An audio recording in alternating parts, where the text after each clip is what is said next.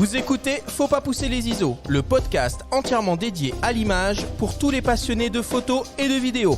Je suis Arthur Azoulay et cette émission vous est proposée par Le Monde de la Photo.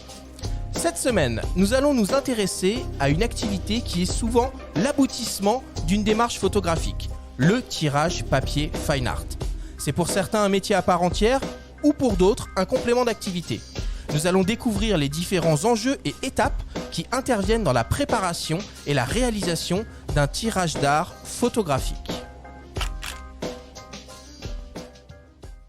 Eh bien bonjour à tous, bienvenue sur Faut pas pousser les ISO. Je suis avec Benjamin Favier, le rédacteur en chef du magazine Le Monde de la Photo. Comment vas-tu, Benjamin ? Salut Arthur, ça va bien, bonjour à tous. Tu es prêt pour ce nouveau podcast dédié à l'impression ? Écoute, oui, je suis très enthousiaste et il me tarde de voir un petit peu si on va arriver à concrétiser, à parler de tout ça de manière concrète. C'est un sujet quand même relativement abstrait à aborder comme ça à l'oral, mais c'est un challenge excitant ma foi. Bon, évidemment, on n'est pas tout seul, on a un très beau plateau, une fois de plus, en visio. On a le plaisir d'accueillir Patrick Blin. Bonjour. Alors tu es avant tout un photographe.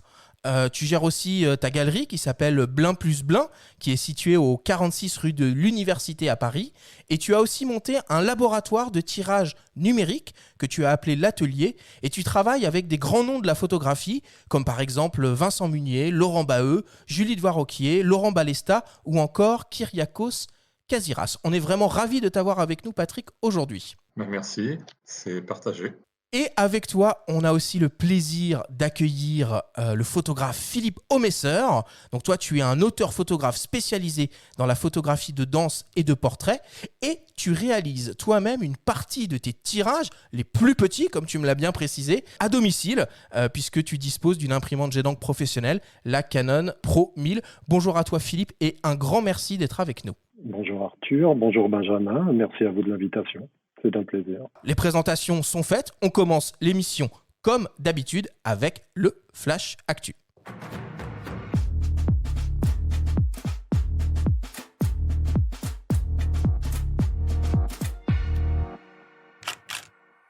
Cette semaine dans le Flash Actu, Sony lance une nouvelle caméra cinéma professionnelle. Tokina annonce 2 nouvelles focales fixes pour les hybrides Fujifilm. Voigtlander propose la focale fixe la plus lumineuse du marché. Et la librairie La Comète propose des dédicaces personnalisées. Le Flash Actu vous est présenté par Fox.fr, le nouveau site des spécialistes de l'image. Sony lance une nouvelle caméra cinéma professionnelle, la FX6 en monture E. Déjà annoncée en septembre, elle devient désormais réalité et sera disponible dans le courant du mois de décembre.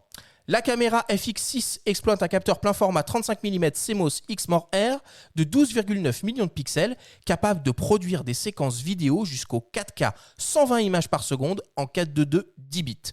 Le constructeur annonce une dynamique de capture de plus de 15 IL et une excellente gestion des basses lumières avec une sensibilité maximale de 40 960 ISO.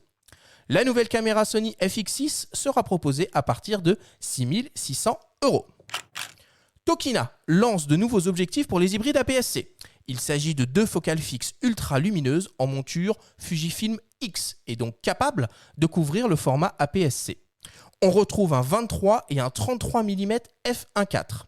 Cette nouvelle série sera complétée en 2021 d'un 56 mm f1.4 et d'un 85 mm f1.8. Elle sera également déclinée en monture Sony E.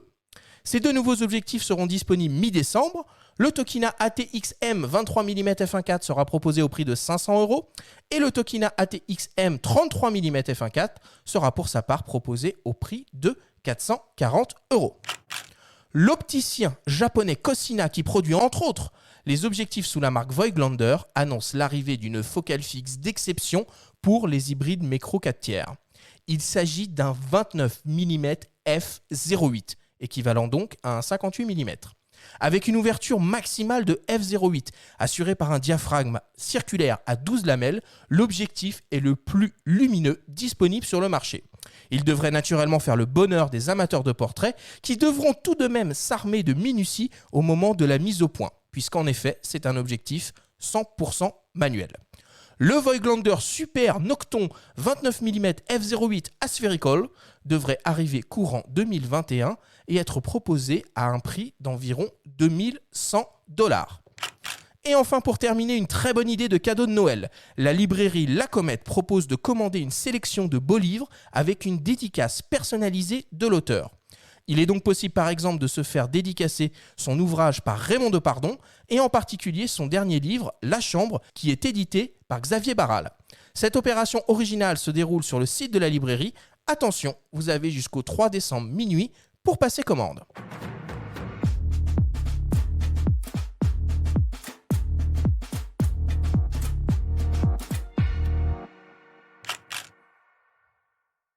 Une focale fixe manuelle f/08. Mais c'est sérieux ça ? C'est sérieux, on a parlé des grandes ouvertures dès le 2e épisode, je crois. On a consacré tout un épisode à ça. C'est toujours intéressant, les grandes ouvertures. Pourquoi pas ? Avec les outils de focus picking, on peut tout à fait réaliser des mises au point assez précises, notamment en micro 4 tiers. Donc là, on est sur un coefficient x2 et on a une plus grande latitude en termes de profondeur de champ sur un petit capteur comme ça. Donc oui, absolument. Et moi, j'aime beaucoup ce que fait Cosina. J'ai un objectif Voigtlander 40 mm f2, moi, en monture Nikon. Super construction. En général, les bagues de diaph, mise au point. La bague de mise au point est très onctueuse. Moi, j'adhère. Ça vous parle, les très grandes ouvertures dans vos activités respectives de photographe ? Non, pour moi, les grandes ouvertures, pas particulièrement sur des courtes focales, parce que une de mes spécialités, c'est la photo animalière, donc je suis plutôt sur des très longues focales. D'accord. Et toi, Philippe ? Alors, oui et non. Oui, j'allais dire quand je fais de la photo de scène, par exemple, parce que les chorégraphes adorent faire danser leurs danseurs dans des costumes noirs sur un fond noir très peu éclairé. Mais après, il y a le problème, par exemple, d'une mise au point manuelle, ce serait pas vraiment utilisable, surtout pas avec une plage à 0,8. Donc, c'est toujours un compromis qu'il faut trouver. Benjamin, est-ce que tu as d'autres points que tu veux aborder dans l'actualité cette semaine ? Oui, juste un mot sur le projet de biopic de Angelina Jolie sur Don McCullin. C'est un photographe que j'adore, évidemment, qui a fait un bouquin mythique, plusieurs bouquins mythiques sur la guerre du Vietnam, notamment, qui est un grand personnage de la photographie de guerre. Donc j'attends ça avec impatience. Angelina Jolie, la star hollywoodienne ? Star hollywoodienne, qui est déjà réalisatrice aussi, peut-être on le sait moins, mais qui peut être une très bonne actrice. Clint Eastwood l'a très bien dirigé dans l'échange. Enfin, là, on sort un petit peu de la photographie, mais c'est un film très bien filmé, photographié aussi. Donc, les amateurs d'images, ruez-vous là-dessus. Et réalisatrice également, donc je suis curieux de voir ce que ça va donner. Bienvenue dans Faut pas pousser la pellicule. Eh ben, ma foi, alors. Ok, ça marche. Bon, c'est le moment de ta story, hein ? Ta story hebdomadaire. Alors, cette semaine, tu vas nous raconter l'histoire d'une célèbre collection de livres photographiques qui aujourd'hui évolue et donne aux femmes photographes la place qu'elles méritent. Je vous présente la story de Benjamin.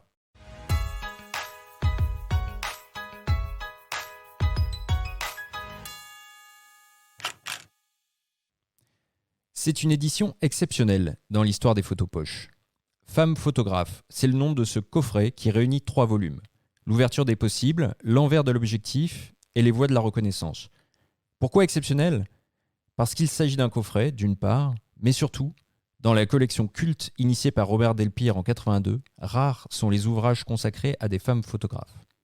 Seulement une dizaine sur les quelques 159 livres publiés jusque-là. Conscient de ce déséquilibre, et après avoir vu le documentaire Objectif Femmes, Delpire voulait consacrer un tel coffret à la jante féminine. La photographe Sarah Moon, veuve du célèbre éditeur, exauce ici le souhait de son défunt mari.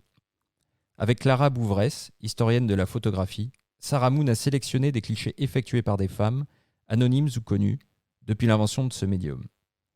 Cette pierre à l'édifice de l'histoire des femmes photographes est une contribution et non une sentence qui se voudrait définitive, précisent les 2 auteurs. Malgré cette heureuse initiative et cet édifiant panorama international, d'autres photographes, absentes de ce coffret, méritent d'être mises en lumière. Pourquoi pas Françoise Nunez, compagne de route et de vie de Bernard Plossu. Un nom parmi tant d'autres.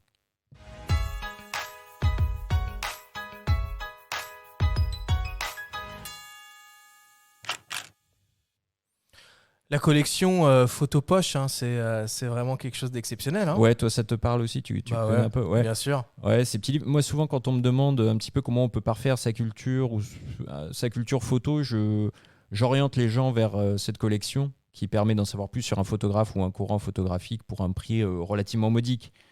Faut compter 13 euros par ouvrage et on est vraiment sur un format poche avec un papier assez haut de gamme pour le format. Je pense que c'est un bon moyen de se faire sa culture. Patrick, toi, tu édites des beaux livres photos? Je participe à l'édition. J'édite pas en tant qu'éditeur pur, mais je participe à l'édition. Notamment, j'avais participé à l'édition des éditions Quasi de Kyriakos Kaziras. Et il m'est demandé parfois de travailler plus sur la post-production des images avant l'impression. Mais D'accord. l'édition pure, c'est-à-dire toute la chronologie et le financement des livres, non, ça, je le fais pas. Ok. Et toi, Philippe, t'as déjà édité un livre? Non, j'en lis beaucoup, mais j'en ai pas encore sorti. Ouais, là, au moment des fêtes, il y a des ouvrages sur lesquels tu lorgnes où il y a des beaux livres qui te font envie. Alors, alors, habituellement, les ouvrages que je consulte sont plus des ouvrages d'histoire de l'art sur la peinture ou des choses comme ça. J'aime beaucoup la Renaissance et le style du Caravage notamment, parce qu'on partage une certaine vision des Lumières. Donc, plus que des ouvrages d'art, voilà, je vais évidemment rechercher du Henri Cartier-Bresson, qui est ma référence absolue. Donc voilà. Mais oui, les ouvrages font partie de mon univers. Bon, bah très bien. Je vous propose qu'on fasse une toute petite respiration avec une publicité et on revient dans quelques instants pour parler impression. C'est le moment de prendre son temps et de développer sa créativité avec Nikon. Vivez votre passion et créez avec audace. Bénéficiez actuellement d'une offre de remise immédiate allant jusqu'à 400 € sur les appareils photo et optiques Nikon. Profitez-en pour découvrir la nouvelle gamme hybride Nikon Z et les avantages de la monture Z, la plus large au monde. Rendez-vous chez votre revendeur photo ou sur nikon.fr pour tout renseignement. Promotion valable jusqu'au 10 janvier 2021. Nikon, capturez le monde de demain. Alors nous sommes de retour dans Faut pas pousser les ISO avec Benjamin Favier, Patrick Blin et Philippe Aumesseur. Il est temps de commencer un peu la grande discussion, le grand débat sur le sujet qui nous intéresse cette semaine, à savoir le tirage photographique fine art.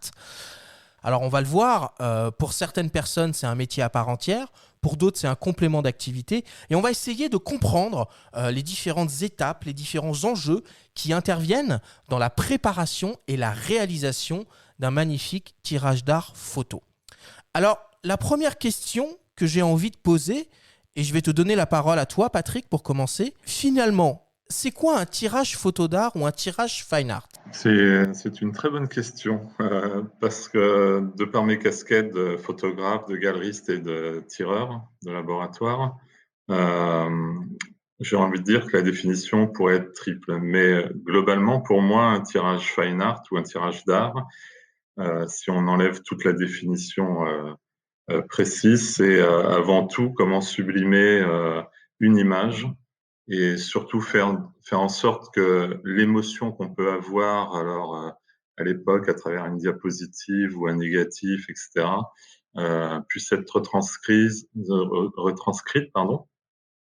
puissance 2, 5 ou 10 sur papier. Voilà. Est-ce que ça veut dire que c'est un domaine, enfin que c'est un terme qu'on peut utiliser dans n'importe quel domaine, qu'il s'agisse d'une expo, qu'il s'agisse d'un portfolio, de l'archivage?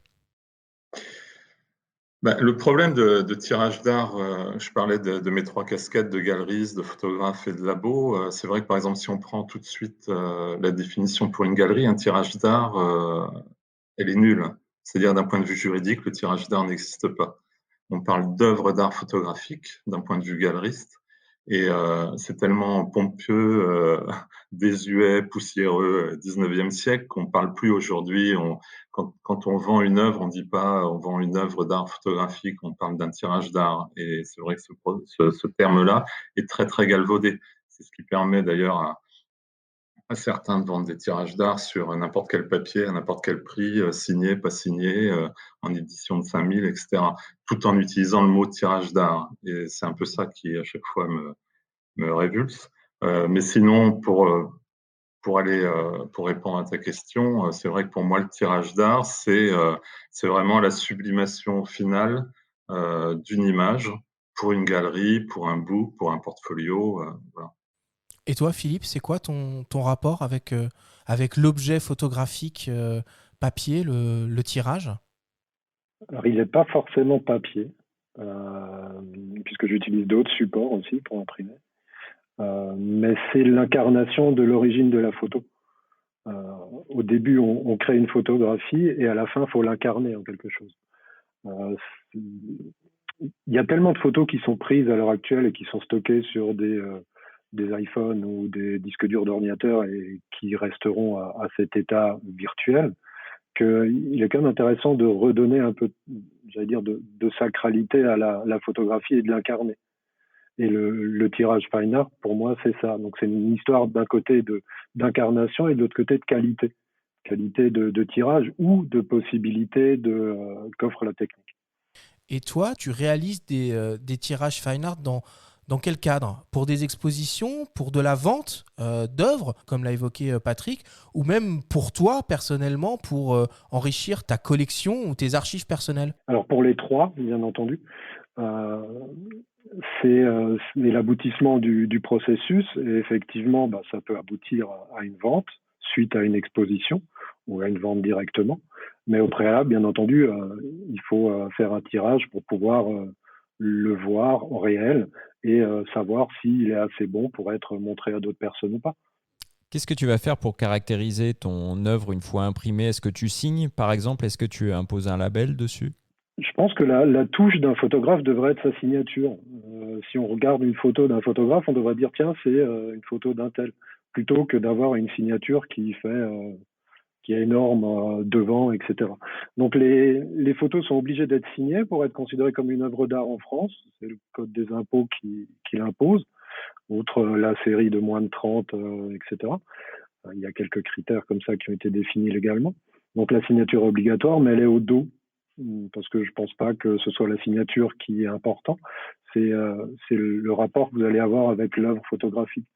Est-ce qu'elle vous émeut? Est-ce qu'elle vous touche? Est-ce qu'elle vous fait réfléchir, etc. Donc c'est plus la photo en elle-même qui devrait vous orienter sur le photographe plutôt que la signature vous orienter sur une photo. Et puis pour ce qui est effectivement des certificats ou des choses comme ça, il en existe, j'y recours pas. Je préfère avoir d'un côté un listing de tirages qui les certifie plutôt que faire appel à un tiers de confiance. Et de l'autre côté, il y a un certain nombre d'autres détails que j'utilise pour vérifier a posteriori si c'est une œuvre qui vient de chez moi ou pas, dont je ne parlerai pas. Voilà. Et toi, Patrick, comme galeriste, quel type de garantie ou de certification tu proposes avec les œuvres que tu vends? Alors nous, en tant que galerie, c'est pas compliqué. On vend que des œuvres d'art photographique, donc dans la limite de 30. Même si on a des artistes qui s'arrêtent à 8, à 12, à 15, à 16, ils font ce qu'ils veulent, mais jamais au-delà de 30. Toutes les images sont signées et numérotées. Elles sont vendues avec un certificat d'authenticité. Et nous, en tant que galerie, si on va très loin dans la légalité, on a un livre de police, au même titre qu'un garage de collection de voitures, qu'un antiquaire, etc. Et dans ce livre de police, on inscrit les ventes, la numérotation, la personne, son nom, son prénom, son adresse. Et voilà. Ok, mais c'est assez intéressant toutes ces problématiques. Il y a aussi la notion de conservation, de longévité des tirages dans le temps. Et donc Epson a lancé ce qu'ils appellent la digigraphie. Je crois que toi, Patrick, tu pratiques cette certification. Et alors je vous propose qu'on écoute Patrick Lévesque, qui est donc journaliste, qui travaille avec toi, Benjamin, qui est un grand spécialiste de l'impression, qui connaît très bien la digigraphie. On va l'écouter nous expliquer ce que c'est et avoir un peu son avis sur le sujet. Quand l'impression jet d'encre est arrivée sur le marché, les photographes, ils n'étaient pas vraiment très, très, très séduits par le procédé. Ils avaient peur sur la durabilité, ils avaient peur sur la qualité aussi. C'est-à-dire que quand on vend des tirages photos très, très, très, très chers, on veut quand même s'assurer que dans le temps, ça tienne le coup. Donc Epson, en fait, a créé le label Digigraphie, on pourrait presque dire un peu en écho à la lithographie, et que ça a vraiment permis de donner ces lettres de noblesse à l'impression jet d'encre. Alors quand je dis l'impression jet d'encre, c'est vraiment le tirage d'art, le tirage photo. Et là, en fait, que ça soit les pros, que ça soit les musées, les collectionneurs, là, ils ont commencé à regarder un petit peu les choses d'un autre œil. Et Epson s'est appuyé en fait sur ces technos d'impression jet d'encre, donc l'impression piezo et les encres pigmentaires, qui pour eux, ça assurait, on va dire, la qualité dans le temps, à la fois la qualité, on va dire, des tirages, mais surtout la durabilité. En tout cas, ça correspond à un cahier des charges qui avait été mis au point aussi à l'époque par la Color Academy. Epson a bossé avec eux pour à la fois produire un procédé technique répétable dans le temps et labelliser, on va dire, sur des papiers qu'Epson avait agréés, donc une partie de leur propre papier, et il y avait des papiers de Canson et des papiers d'Anomuleux, ce qui est toujours le cas du reste quand on regarde sur le site. Et donc, il faut absolument imprimer sur une machine Epson et sur des papiers labellisés Digigraphie.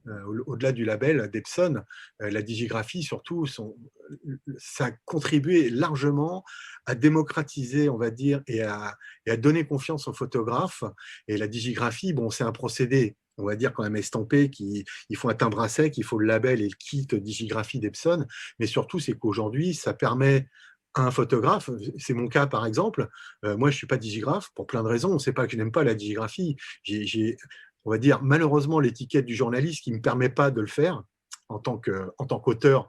En fait, je me dis que tout ce que je fais, moi, sur les imprimantes d'Epson, parce que j'ai des imprimantes Epson, elles sont évidemment, tous mes tirages sont comme des digigraphies. J'ai mon propre timbre à sec, j'ai ma procédure qui est répétable, etc.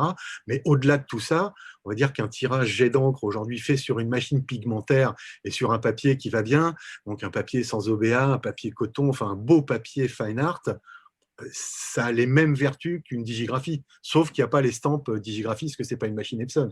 Aujourd'hui, les machines Canon tiennent exactement la même distance et la même qualité que font les machines Epson, mais évidemment, elles ne peuvent pas être digigraphes. Toi, Patrick, tu fais de la digigraphie. Patrick nous parle d'un kit digigraphe. En quoi ça consiste et pourquoi tu as choisi de te tourner vers ce label ? Alors moi, je me suis tourné vers ce label parce que, comme Patrick l'explique très précisément, il y a toute cette partie confiance pour les musées, les galeries, les photographes, mais aussi le grand public. Et c'est vrai que moi, à la croisée des chemins entre l'auteur-photographe, la galerie et le laboratoire, j'avais besoin de quelque chose de crédible, de cohérent, de rassurant. C'est une notion super importante que Patrick Lévesque précise à plusieurs reprises. Et c'est vrai que lorsqu'on a une galerie, que quelqu'un voit un tirage, qui soit de Vincent Munier, d'Alex Timmermans ou autre, peu importe, leur inquiétude, c'est combien il y en a, mais c'est surtout combien de temps ça va durer. Est-ce que je peux la mettre au soleil parce que mon appartement, il y a une fenêtre qui donne sur le mur, il y a un peu de soleil, etc. Et tout ça, c'est une inquiétude. Dès qu'on vend des photos à 2000, 3000, 4000 et plus, les gens, c'est un vrai investissement. Donc, ils ont vraiment besoin d'être assurés au même titre que lorsqu'ils achètent une peinture, voire même une sculpture. Donc, la peinture, la sculpture, on le sait, ça va tenir. La photo, voilà, c'est réplicable et c'est surtout, est-ce que ça va pas jaunir, pâlir, parce que de toute façon, toutes les photos qu'ils ont fait dans le passé étaient sur du papier plutôt moyen avec des encres moyennes. Et c'est combien la durée moyenne, justement, pour une photo faite avec le label Digigraphie ? Ce qu'Epson ou d'autres annoncent, c'est entre 80 et 120 ans assurément. À mon avis, ça doit être plus. Moi, j'ai travaillé pour une société qui s'appelle Ilford et j'ai fait beaucoup de tirages. Et c'est vrai qu'aujourd'hui, ça peut choquer certains et peut-être même vous autour de ces micros, mais j'aurais plus confiance dans un très bon tirage d'art numérique à l'impression numérique qu'un tirage argentique si je ne sais pas comment il a été développé, rincé, fixé et re-rincé. Voilà. Alors c'est vrai que cette notion de longévité, elle est importante. C'est un peu le socle, entre guillemets, marketing de base de la digigraphie. Et un des critères fondamentaux dans la longévité du tirage, outre l'utilisation d'encre pigmentaire, c'est le choix du papier. À ce propos, je vous propose qu'on écoute Julien Lagaille, qui est le Digital Fine Art spécialiste Oh yeah. chez Anne Muleux, qui va nous expliquer c'est quoi finalement un tirage Fine Art et comment on peut le choisir. On l'écoute. Alors pour choisir un bon papier, il faut déjà savoir ce qu'on va avoir à la fin. À la fin, ce que vous aurez, c'est un tirage. Vous allez avoir dans les mains un tirage. Et quand vous avez un tirage, vous avez deux choses. Vous avez une image et vous avez un support. Quand on parle de l'image, c'est facile, c'est intuitif. Le ou la photographe va choisir un rendu. Est-ce que ça va être un papier mat? Est-ce que ça va être un papier texturé, un papier brillant? Puis après, vous allez regarder quelques paramètres pour savoir si parmi ces catégories, vous voulez un papier un petit peu plus chaud, donc un peu plus jaune, ou alors un papier un petit peu plus blanc. Ça, c'est facile, c'est le rendu esthétique. C'est dans la continuité du travail que le ou la photographe a pu faire, donc c'est quelque chose de très important. Mais après, il y a la deuxième chose, c'est un petit peu l'écrin de l'image, c'est le support, c'est le papier lui-même. Mécaniquement, structurellement et chimiquement, est-ce que ce papier va résister dans le temps? Vous devez choisir pour avoir un support qui résiste dans le temps, un papier qui est sans acide. Ça, c'est très important. Donc pour le choix des papiers, il y a d'abord un critère esthétique et en parallèle, un critère de conservation. Tous les papiers fine art vont offrir en fait un même ordre de grandeur de longévité. C'est ça qui est important. Quand on parle de longévité d'un papier, c'est le risque qu'un papier puisse jaunir. Il peut jaunir, mais à cause de deux facteurs très importants. C'est une pollution interne, donc ça, c'est des fibres qui contiennent encore de l'acidité, ce qui n'est pas le cas pour la gamme fine art, mais aussi par la pollution extérieure. Quand vous êtes dans une gamme fine art, vous savez que vous êtes dans des conditions muséales et tous ces papiers obéissent à des normes. C'est pas, on n'invente pas comme ça, on s'auto-congratule pas d'une longévité de papier sans avoir de preuves. Il y a une norme, notamment la ISO 9706 de mémoire, qui impose d'avoir une réserve alcaline, donc un tampon contre l'acidité extérieure pour protéger le papier d'autant plus. Alors chaque marque peut faire un petit peu la présentation qu'il a envie. Anne Mul a choisi de faire une présentation selon des catégories de papier fine art. Donc je répète, hein, les fine art, c'est vraiment ceux qui vont englober tous les papiers à longue conservation. Et à l'intérieur de ceux-ci, donc on a plusieurs catégories qui vont être définies par des critères de rendu. On s'est mis à la place des photographes, des artistes. Ils ont envie de choisir d'abord un papier, comme je l'ai dit tout à l'heure, sur des critères vraiment esthétiques, dans la continuité de leur travail. Et là, vous avez les grandes catégories, c'est les papiers qui sont mat, les papiers mat texturés et les papiers brillants. Et à l'intérieur de chacune des catégories, vous avez des petites différences de texture. Pour les papiers brillants, il y en a qui vont briller plus ou moins fort, avec des textures, vous allez voir des papiers notamment perlés, d'autres qui vont être satinés, d'autres qui vont être barités. À chaque fois, ces catégories-là, voilà, faut bien garder en tête qu'on est sur le critère de l'image, on n'est pas sur le critère du support. Le support, il est vraiment défini par la gamme Fine Art. Philippe, tu imprimes toi-même tes tirages avec une Promille. Quels sont tes critères pour choisir le papier? Est-ce que ça te parle, ce qu'on vient d'entendre? Est-ce que tu raisonnes par rapport à ton œuvre? Est-ce que tu raisonnes par rapport à la texture du papier? Comment tu procèdes? Oui, tout à fait. Ce qui a été dit est particulièrement exact. En fait, tout fonctionne par couple. Le premier couple, c'est de choisir son appareil photo et son imprimante. Il faut qu'ils aillent ensemble, du point de vue de la résolution, notamment qu'on peut imprimer de la taille qu'on peut sortir en finale. Il y a le couple ensuite entre l'imprimante et le papier. Tu peux nous donner un exemple de couple qui fonctionne entre imprimante et boîtier, par exemple, dans ton cas? Alors dans mon cas, à l'époque où on s'est rencontrés, c'était le Canon 5D SR et l'Image Prograph Pro 1000, parce que un A2, donc un 40-60 à 300 dpi, c'est un peu moins de 45 millions de pixels. Donc si on veut un peu de marge pour pouvoir recroper derrière ou des choses comme ça. Voilà. Donc le boîtier, c'était un des premiers chez Canon qui permettait une impression plein format sur du A2, on va dire. Donc voilà, ça c'est un exemple de couple. Aujourd'hui, on a l'EOS R5 qui remplit aussi très bien cet office avec mon imprimante Pro 1000. Donc ça, c'est le premier couple. Le deuxième couple après, c'est de choisir bien entendu le papier et l'imprimante qui sont liés par les fameux profils ICC pour avoir le meilleur rendu possible. Et le dernier couple, c'est le couple formé entre le papier et la photographie. Par exemple, mes photographies sont ont une très grande densité de noir, sont dans le clair-obscur, donc il y a des grandes densités de noir, mais il doit avoir aussi beaucoup de finesse pour retranscrire le velouté. Et si vous imprimez une de mes photos sur un papier mat, par exemple, un excellent papier mat, ce sera une catastrophe absolue parce que vous n'avez absolument pas de Dmax, de densité maximum d'impression que vous pouvez faire. Vous aurez une photo complètement plate. Donc après, il faut choisir effectivement, dans mon cas, plus des papiers barités ou lustrés ou même du Pro Platinum chez Canon, en fonction de la photo. Pas seulement en fonction de votre style de photo, mais en fonction de chacune des photos que vous allez tirer. Toi, Patrick, pour ton laboratoire, tu proposes de travailler sur un très large échantillon de papier où tu as ton chouchou en brillant, en perlé, en satiné, en mat, et tu restes uniquement avec ces papiers-là parce que tu les connais par cœur et que tu les maîtrises parfaitement.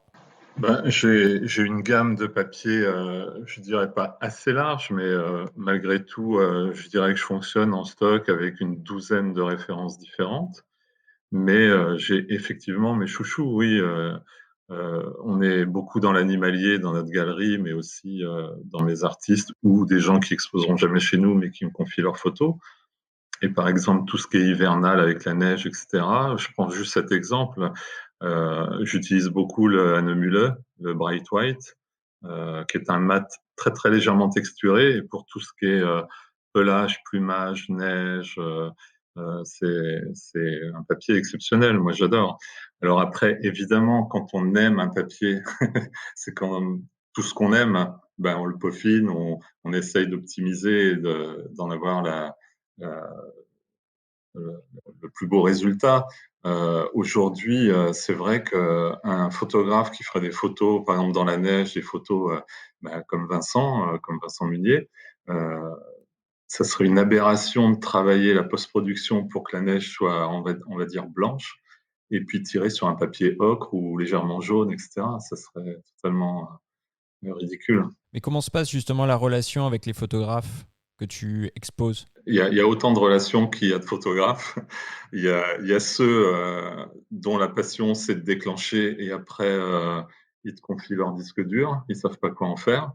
Après, tu as ceux qui font tout. Et là, la relation, elle est complètement différente. Celui, par exemple, qui fait que déclencher et qui dit et qui montre ses images, qui me dit j'aimerais bien faire une petite expo, etc. Et ça va parfois jusqu'à choisir les photos avec lui, à faire l'editing. L'editing après la post-production, parce que c'est quelqu'un qui n'a pas forcément envie de passer des heures, qui n'a pas forcément les connaissances pour ça, etc. Et puis qui n'a pas envie surtout. Après, quand on a envie, qu'on ait les connaissances ou pas, on y arrive. Ensuite, il y a les photographes qui vont de A à Z, où quelque part, on n'a plus qu'à appuyer sur le bouton. Il faut surtout rien toucher. Là, on peut conseiller le papier. On peut faire des tests, etc.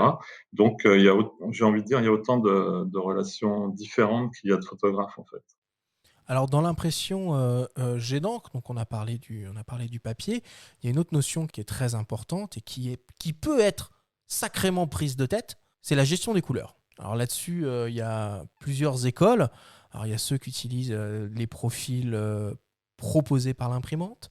Il y a ceux qui utilisent les profils proposés par le fournisseur de papier. Et il y a les furieux qui font eux-mêmes leur profil.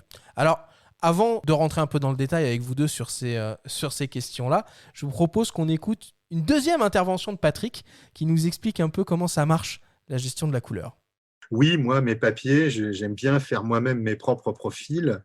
En fait, il faut investir sur un spectro. Aujourd'hui, il n'y a pas grand monde qui produit ça, c'est chez X-Rite. Il faut le dire, au départ, ça pouvait faire peur à beaucoup de gens parce que c'est technique. Mais aujourd'hui, le procédé, il a été largement simplifié et automatisé avec les logiciels. On imprime une charte. Alors, j'insiste, c'est vraiment avec le système de gestion de couleurs. On ne peut pas faire ça avec Photoshop qui ne permet pas de désactiver la gestion de couleurs, par exemple. On imprime en fait une série de patchs, ce qu'on appelle une charte, une série de patchs sur le papier qu'on veut caractériser. On les mesure avec le spectro. Le Spectro connaît bien entendu chaque valeur de patch. Et une fois qu'on a mesuré tous ces patchs, le logiciel, lui, va comparer avec sa base de données, il va se dire, là, mes couleurs sont bonnes ou mes couleurs ne sont pas bonnes. Et on va pouvoir établir en gros la cartographie du papier et de l'imprimante, parce qu'un profil correspond à un papier et une imprimante. Et on va donc pouvoir créer le profil sur mesure. Il y a longtemps, on va dire que moi, je n'étais pas très chaud d'utiliser les profils génériques parce que c'était des profils génériques. Ce n'étaient pas les profils de mon imprimante et de mon papier, parce qu'on va dire un peu comme en photo, les lots de papier, c'est des lots de papier et ça diffère un petit peu d'un lot à l'autre. Aujourd'hui, que ce soit Canson, Hahnemuhle, Permajet, tous les grands noms, Ilford, tous les grands noms du papier, les profils aujourd'hui qui fournissent, franchement, si on n'a pas les moyens d'investir sur un Spectro, si on n'est pas un professionnel qui veut vraiment être pointilleux et s'assurer lui-même de la qualité de ce qui va sortir, les profils aujourd'hui sont franchement excellentissimes.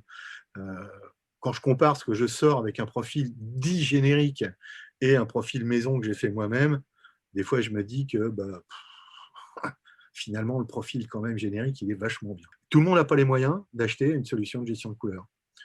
Moi, je conseille à beaucoup de gens qui font de la photo pour eux, qui exposent, qui vendent un peu, mais qui ne sont pas des pros, qui ne vendent pas des milliers d'euros, ou acheter une petite solution pas trop chère, ou franchement se reporter sur les profils génériques qui aujourd'hui, franchement, sont vraiment pas mal.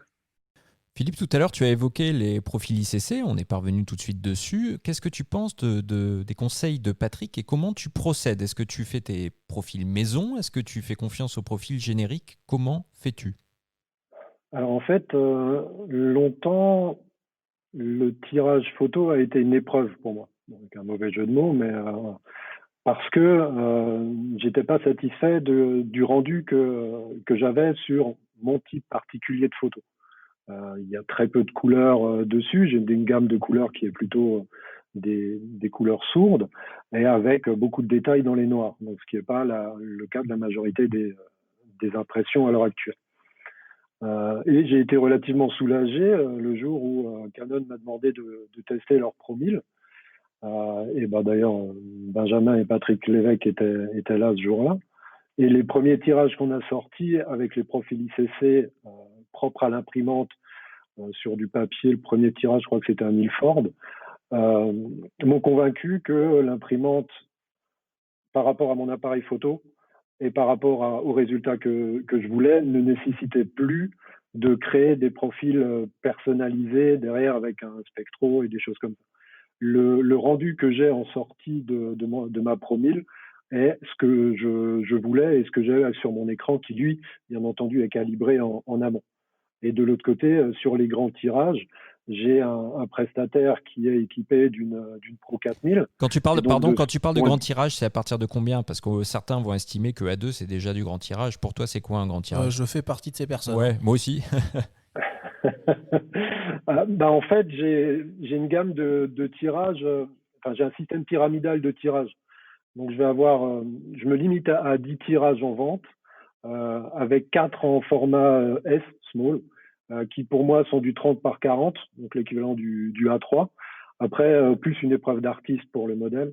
Après, j'en ai 3 en format médium qui, eux, sont en 40-60, donc le A2, plus une épreuve d'artiste pour moi, pour que je puisse continuer à les exposer. Donc, jusqu'au A2, avec la Pro 1000, je suis autonome.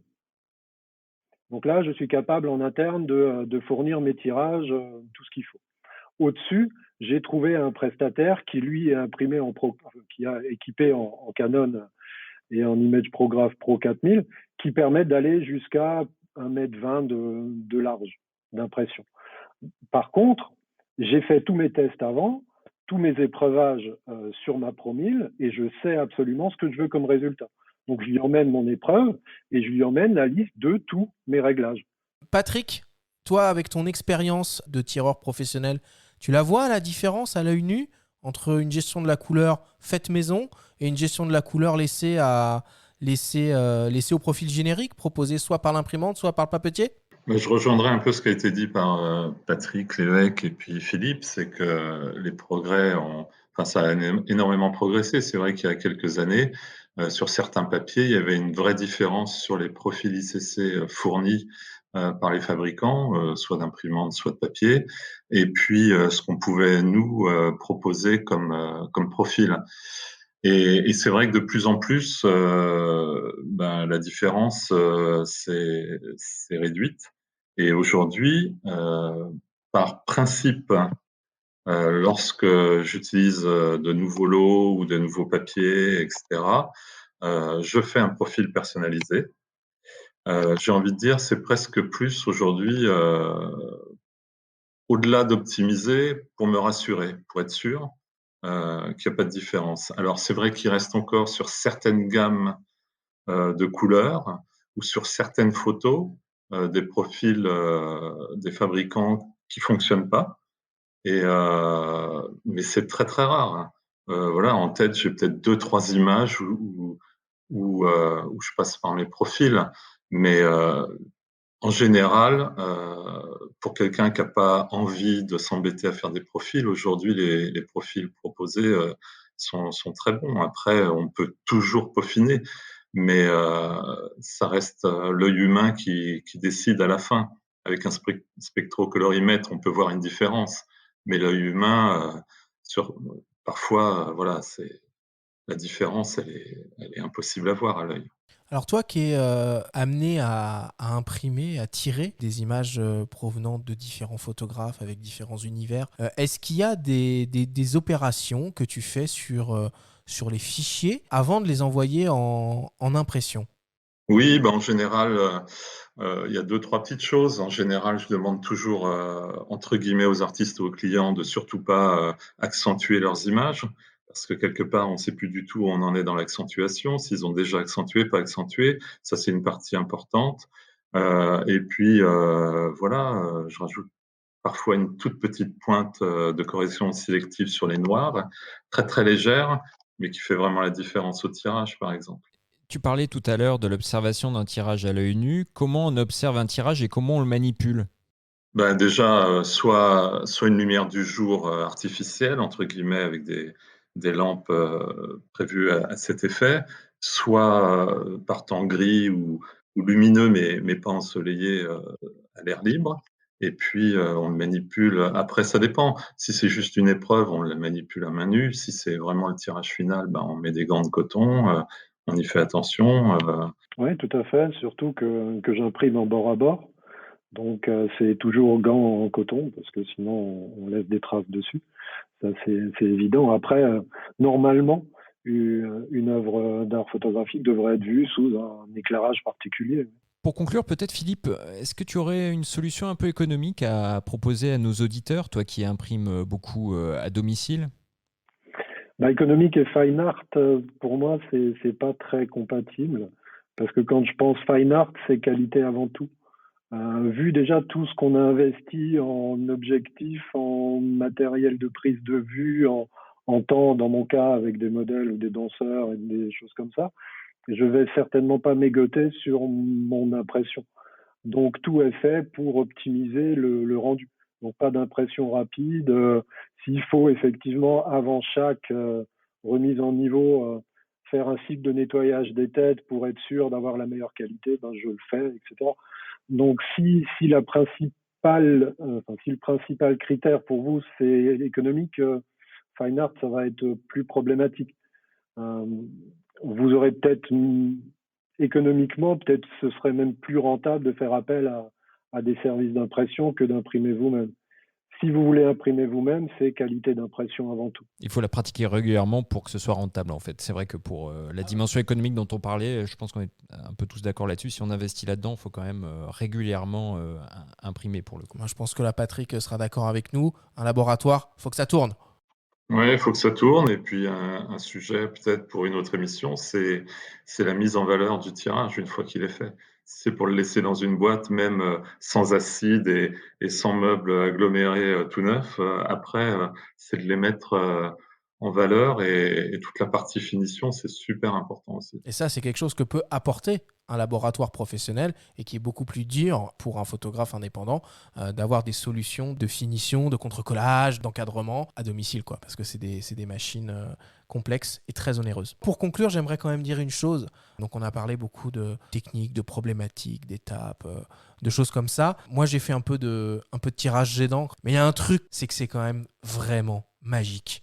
Quand on voit son image sur un écran et qu'on voit l'imprimante travailler petit à petit et l'image apparaître sur le papier, c'est vraiment un plaisir. J'ai une dernière question à vous poser, messieurs. Une question un peu dérangeante, une question qui tue.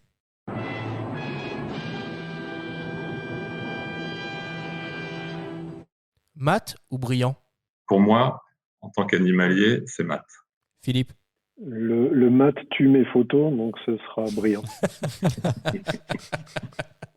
Ça marche. Bon, écoutez, en tout cas, je vous remercie beaucoup. On va faire un point sur vos actualités respectives. Patrick, qu'est-ce que tu peux nous dire sur ce qui se passe pour toi, pour la galerie, pour l'atelier en ce moment ? Alors, comme tout le monde, je suis en confinement. Avec un peu de chance, on va pouvoir réouvrir la galerie le 28 ou le 1er, ou bientôt, ou avant Noël. Et pour tous ceux qui passeront à la galerie, c'est un événement puisque il y aura, on l'a accroché pendant le confinement, l'expo de Vincent Munier. On fait carte blanche à Vincent Munier, donc sur toutes ses expéditions, Arctique, Tibet, Adélie. Et là, ça fait rêver, surtout après toute cette période de confinement. On est dans le blanc, dans les grands espaces, la pureté, l'air pur. Philippe, quelle est ton actualité à toi ?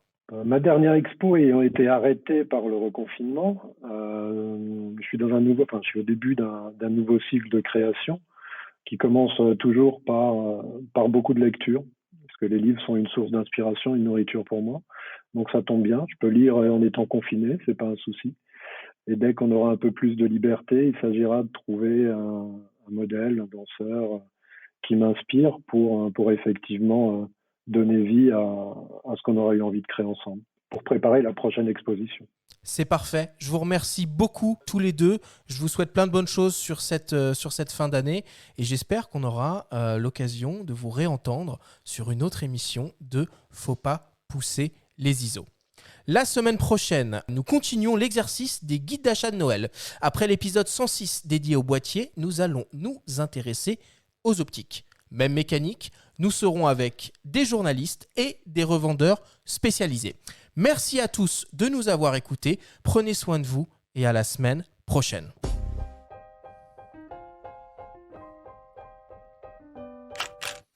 C'était Faut pas pousser les ISO, le nouveau podcast entièrement dédié à l'image pour tous les passionnés de photos et de vidéos. Cette émission vous a été proposée par Le Monde de la Photo. Abonnez-vous à notre chaîne et retrouvez l'intégralité de nos émissions depuis toutes les plateformes comme Spotify, Apple Podcasts, Google Podcasts, Deezer ou encore YouTube. Rendez-vous jeudi prochain pour un nouvel épisode.